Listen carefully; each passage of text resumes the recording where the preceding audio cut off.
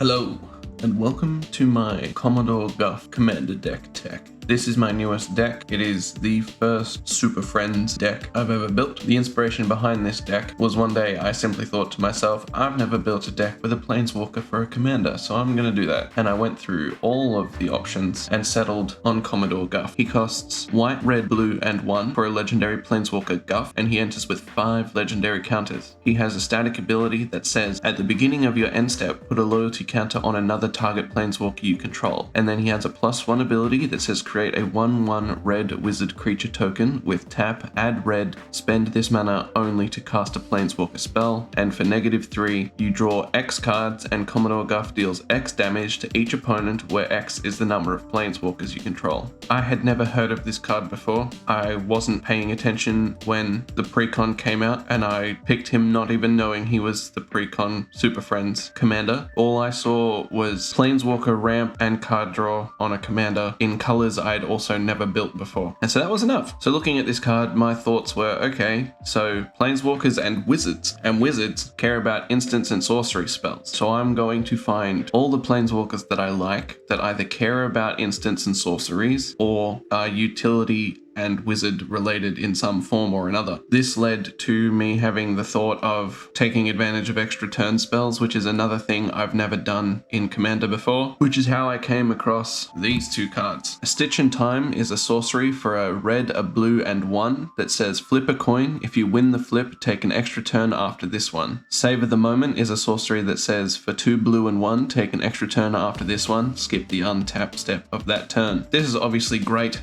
because Planeswalkers don't care about untapping, so it's taking an extra turn without the mana of untapping your lands and stuff, but you get to activate all of your Planeswalkers in additional time for only 3 mana. I think that's an awesome deal, and this one will make more sense specifically. The fact that it only costs 3 obviously is awesome, but it will make more sense when I explain the direction I decided to take the deck. So as you can see here, these are just a couple of the key pieces for making these cards broken. These all have on them, in some capacity, a way to copy an instant or sorcery. Repeated Reverberation also can copy a Planeswalker ability. So with these two, for example, Ral reads a red and a blue +2 for a legendary Planeswalker Ral. He enters with 4 counters. Whenever you cast or copy an instant or sorcery spell, Ral deals 1 damage to target opponent or Planeswalker, which is fine, sure. +2 to scry 1, sure, fine, whatever, don't care. The ability we care about is -2. When you cast your next instant or sorcery spell this turn, copy that spell.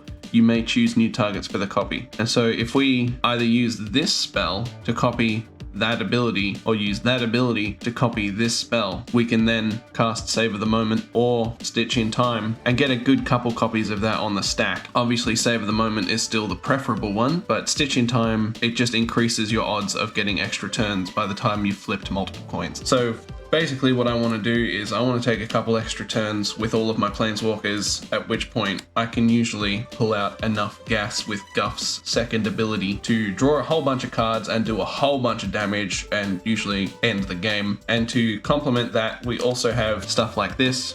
Chandra Legacy of Fire is 4 and a red for a legendary Planeswalker Chandra. She enters with 3 loyalty. The thing we care about the most is at the beginning of your end step, Chandra Legacy of Fire deals X damage to each opponent where X is the number of Planeswalkers you control. So that's basically doubling the damage that Guff would be doing. She also has for +1 add a red for each Planeswalker you control, which is really handy. For 0, remove a loyalty counter from each of any number of permanents you control. Exile that many cards from the top of your library. You may play them this turn. And then on the other side, we have another Chandra, Acolyte of Flame. She only costs 1 and 2 red for a legendary Planeswalker Chandra, enters with 4 loyalty. For 0, put a loyalty counter on each red Planeswalker you control, which is fantastic. A lot of my Planeswalkers have red in them. For 0, create 2 1/1 red elemental creature tokens.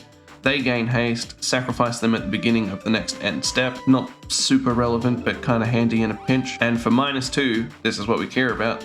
You may cast target instant or sorcery card with converted mana cost 3 or less from your graveyard. If that card would be put into your graveyard this turn, exile it instead. Obviously, that applies to Savor the Moment and Stitch in Time, so I can recast them from the graveyard. Beyond that, we have a couple of other random pieces like Teferis and the Wanderer and Narsets and things, but mostly this is Chandras and Rals trying to take advantage of copying instants and sorceries, but also providing additional mana. And then for the sake of the additional wizard synergy, I've also got a couple of additional wizard matters pieces like Azami, Lady of Scrolls. For 3 blue and 2, you get a legendary creature human wizard that is a 0/2 and allows you to tap an untapped wizard you control to draw a card. So suddenly the tokens that Guff creates no longer are locked into only producing red mana for planeswalkers. They can be tapped to draw cards. And similarly with Patron Wizard, which costs 3 blue for a creature human wizard 2/2. Tap an untapped wizard you control, counter target spell unless its controller pays 1.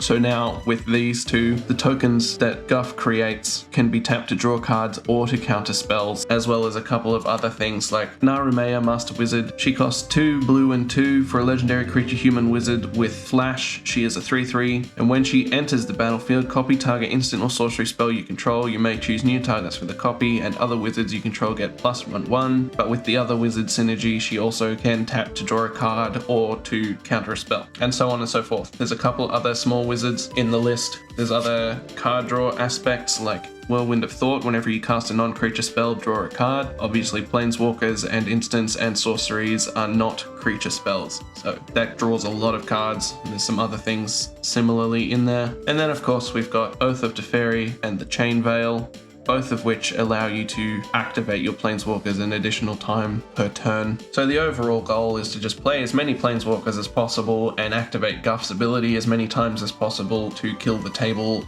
with the help of other things like Chandra, Hope's Beacon, and Oath of Teferi, and so on and so forth. What do you think of this deck? I'm having so much fun with it.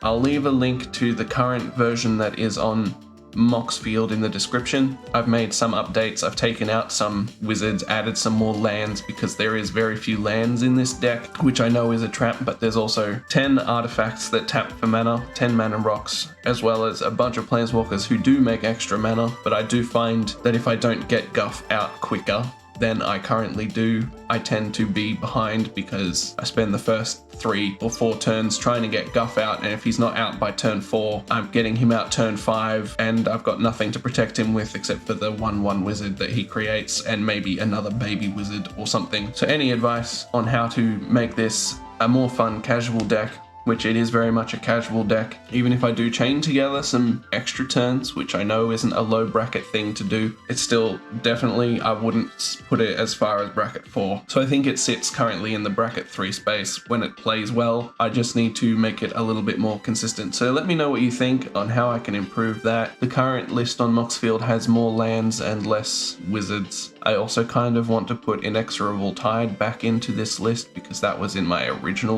list, but I swapped it out at some point. Let me know what you think.